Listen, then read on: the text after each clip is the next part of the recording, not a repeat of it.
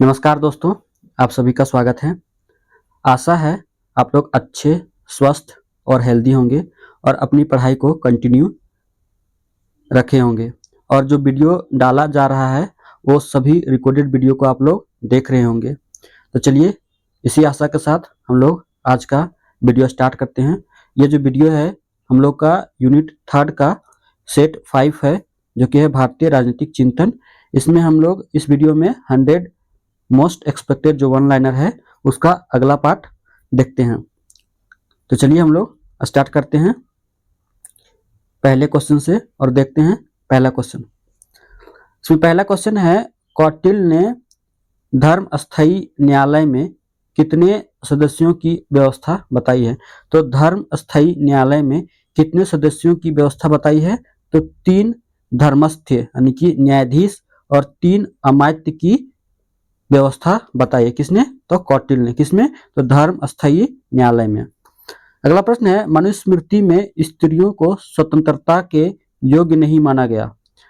न स्त्री स्वातंत्र मरहति, इस कथन का संदर्भ क्या था। तो मनुस्मृति में स्त्रियों को स्वतंत्रता के योग्य नहीं माना गया है, इस कथन का संदर्भ क्या था। तो उनकी सुरक्षा और संरक्षण के संदर्भ में, यानी पिता, पति और पुत्र द्वारा, न कि केवल दमन के लिए। अगला प्रश्न है, कौटिल्य ने अकृत चिकित्सा शब्द का प्रयोग किसके लिए किया है। तो अकृत चिकित्सा शब्द का प्रयोग जो है यह दैवीय आपदाओं के लिए किया है, यानी दैवीय आपदाओं के प्रबंधन के लिए किया, जिसमें से आग हो गया, बाढ़ और महामारी शामिल है। अगला प्रश्न है, अर्थशास्त्र में वर्णित कूट युद्ध का क्या अर्थ है। तो कूट युद्ध का क्या अर्थ है। छल कपट और मनोवैज्ञानिक चालों से लड़ा जाने वाला युद्ध को ही क्या बोलते हैं। तो कूट युद्ध बोला जाता है।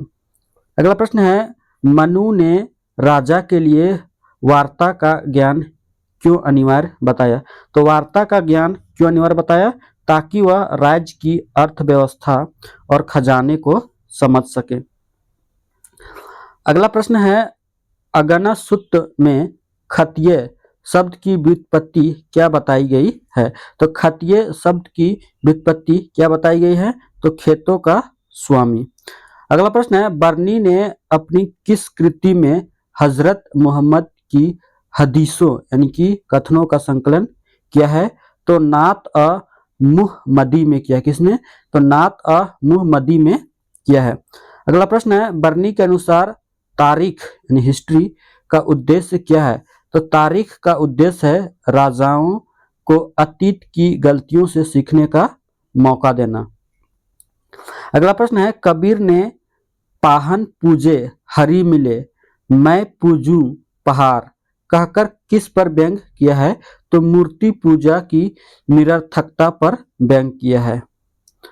अगला प्रश्न है, कबीर किस सूफी सिलसिले से प्रभावित माने जाते हैं। तो कबीर जो है ये चिश्ती सिलसिला से प्रभावित माने जाते हैं, हालांकि वे किसी एक में बंधे नहीं थे।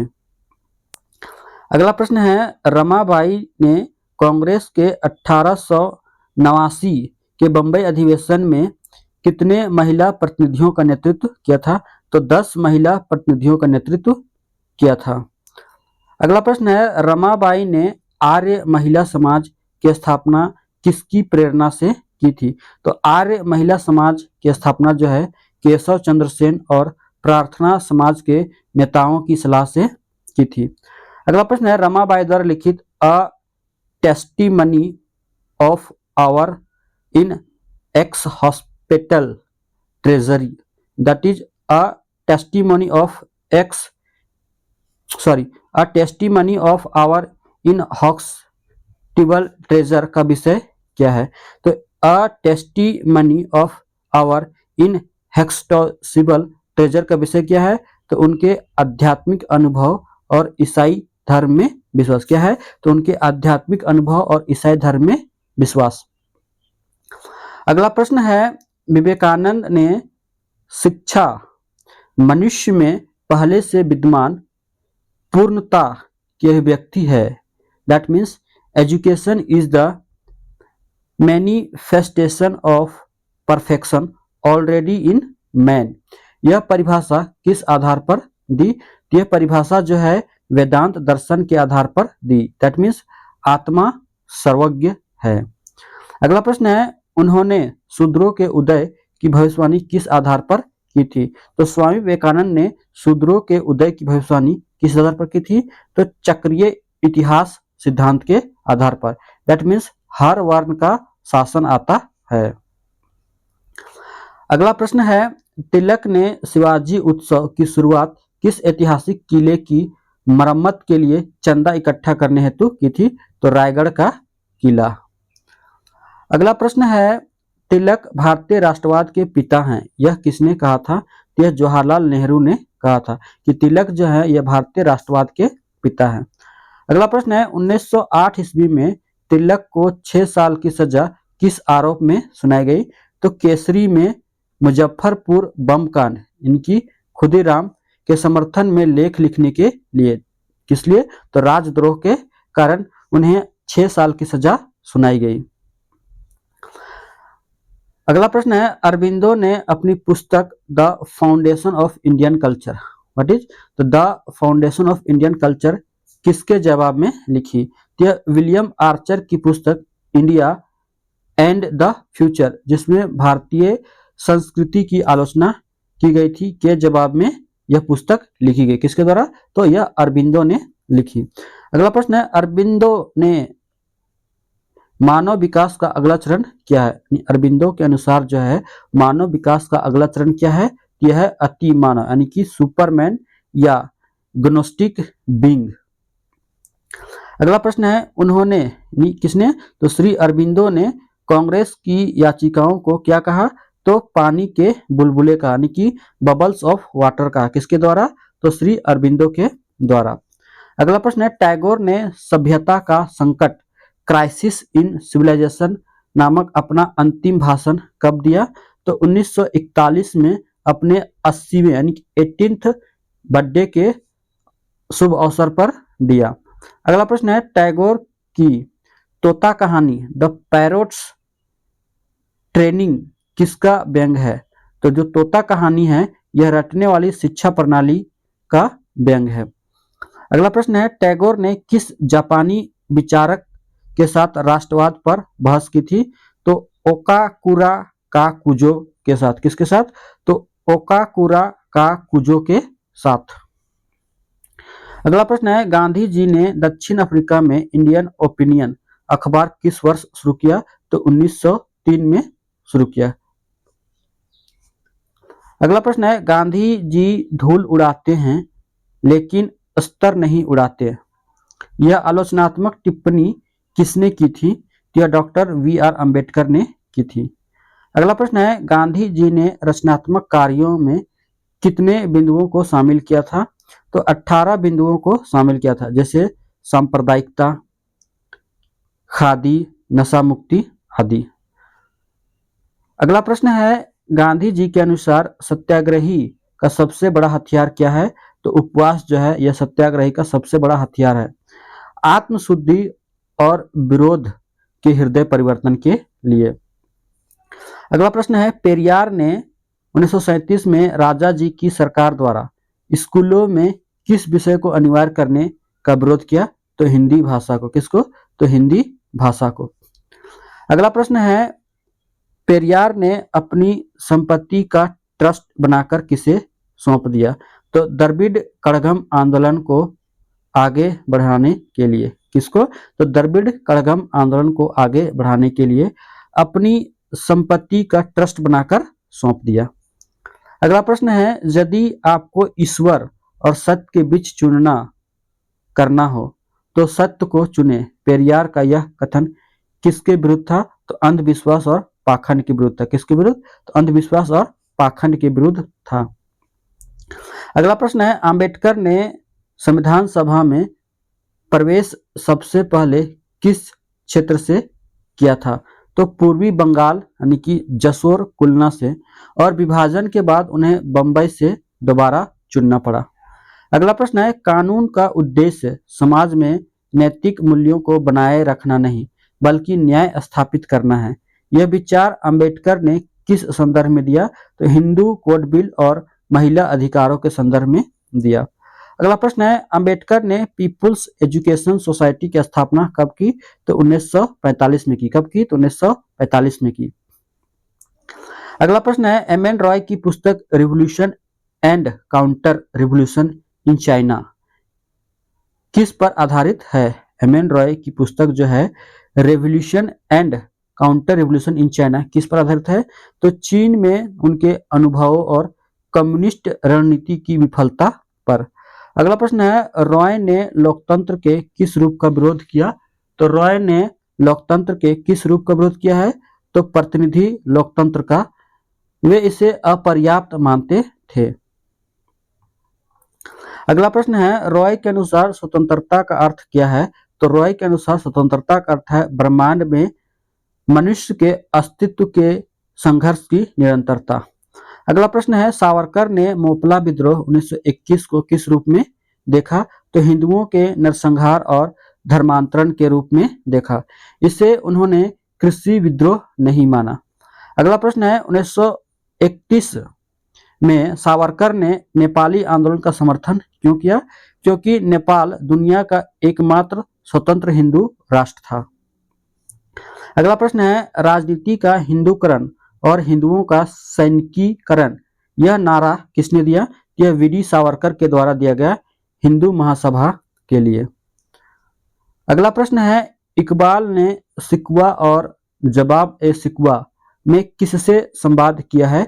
तो ईश्वर यानी कि अल्लाह से, जो कि मुसलमानों की दुर्दशा पर यह था। अगला प्रश्न है, इकबाल के अनुसार इज्तिहाद का क्या महत्व है? तो इज्तिहाद का क्या महत्व है? तो बदलती परिस्थितियों के अनुसार इस्लामिक कानून की पुनर्व्याख्या करना। अगला प्रश्न है, नेहरू ने किस बांध परियोजना को भारत का आधुनिक मंदिर कहते हुए उद्घाटित किया था? तो भाखड़ा नागल बांध को। अगला प्रश्न है, नेहरू द्वारा प्रतिपादित एशियाई संबंध सम्मेलन कब आयोजित हुआ? यह मार्च 1947 में आयोजित हुआ, आजादी से ठीक पहले दिल्ली में। अगला प्रश्न है, संस्कृति वह है जो हम हैं, सभ्यता वह है जो हमारे पास है। यह भेद किसने स्पष्ट किया? यह भेद जो है जवाहरलाल नेहरू ने स्पष्ट किया सोशियोलॉजिस्ट मैकाइवर से प्रभावित होकर। किससे? तो सोशियोलॉजिस्ट मैकाइवर से प्रभावित होकर। अगला प्रश्न है, लोहिया ने समान दूरी का सिद्धांत थ्योरी ऑफ इक्विडिस्टेंस किसके संदर्भ में दिया? तो कांग्रेस और कम्युनिस्ट पार्टी दोनों से समान दूरी की राजनीतिक रूप से इसके संबंध में समान दूरी का सिद्धांत दिया। अगला प्रश्न है, लोहिया ने भारत की समस्याओं के लिए किस त्रिकोण को जिम्मेदार माना? तो जाति, अंग्रेजी और पूंजीवाद को जिम्मेदार माना। अगला प्रश्न है, पेट की भूख और मन की भूख लोहिया ने इसे कैसे जोड़ा? तो आर्थिक समानता पेट को और लोकतांत्रिक स्वतंत्रता मन को, दोनों आवश्यक है। अगला प्रश्न है, जयप्रकाश नारायण ने रिकॉल का अधिकार राइट टू रिकॉल की मांग किस आंदोलन में की? तो बिहार आंदोलन 1974 में की।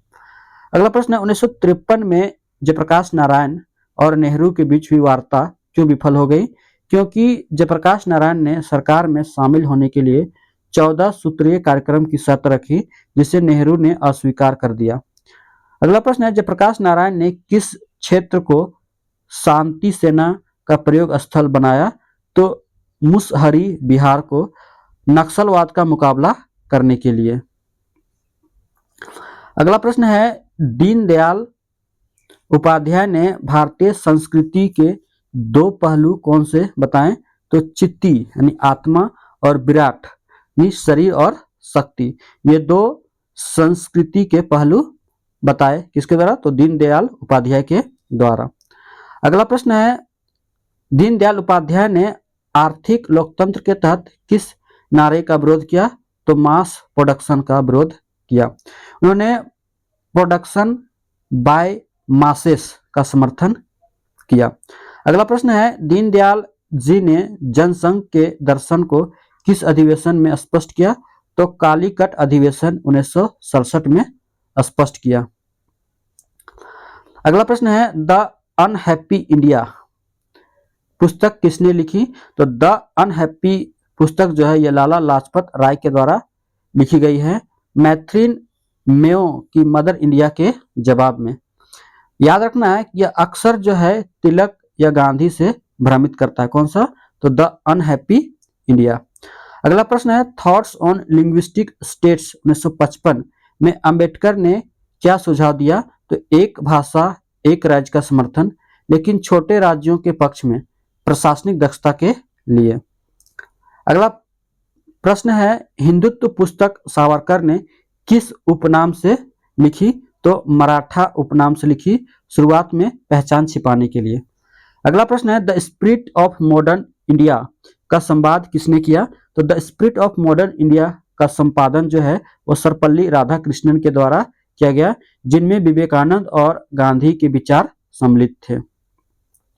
अगला प्रश्न है, गांधी जी के अनुसार हिजरत का क्या अर्थ है? तो हिजरत का अर्थ है आत्मसम्मान की रक्षा के लिए स्वेच्छा से निवास स्थान छोड़ देना, यदि वहां अत्याचार हो। अगला प्रश्न है, कौटिल्य ने जनपद यानी क्षेत्र के लिए कौन सी अनिवार्यता बताई है? तो उपजाऊ भूमि, खदाने, जल स्रोत और रक्षात्मक स्थिति की अनिवार्यता बताई है। अगला प्रश्न है, लोहिया के अनुसार वशिष्ठ और वाल्मीकि में से किसे आदर्श माना जाना चाहिए?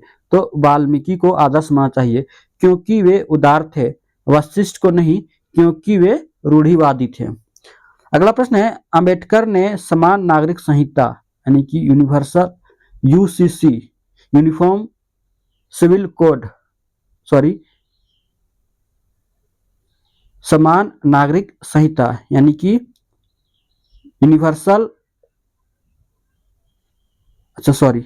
अंबेडकर ने समान नागरिक संहिता का समर्थन संविधान सभा में क्यों किया? तो यूसीसी का जो समर्थन है क्यों किया? राष्ट्रीय एकता और महिलाओं के अधिकारों की रक्षा के लिए। हालांकि इसे स्वैच्छिक रखने का सुझाव भी दिया। अगला प्रश्न है, मेरे लिए अहिंसा राजनीति का विषय नहीं बल्कि मेरे प्राणों की शर्त है, यह किसने कहा? यह महात्मा गांधी के द्वारा कहा गया। क्या कहा गया?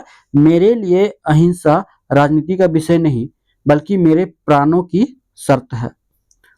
अगला प्रश्न है, हम न तो पूरी तरह से उदारवादी बन सकते हैं और न ही मार्क्सवादी, हमें भारतीय होना होगा, यह भाव किसका है? यह दीनदयाल उपाध्याय का है, तीसरा विकल्प के रूप में।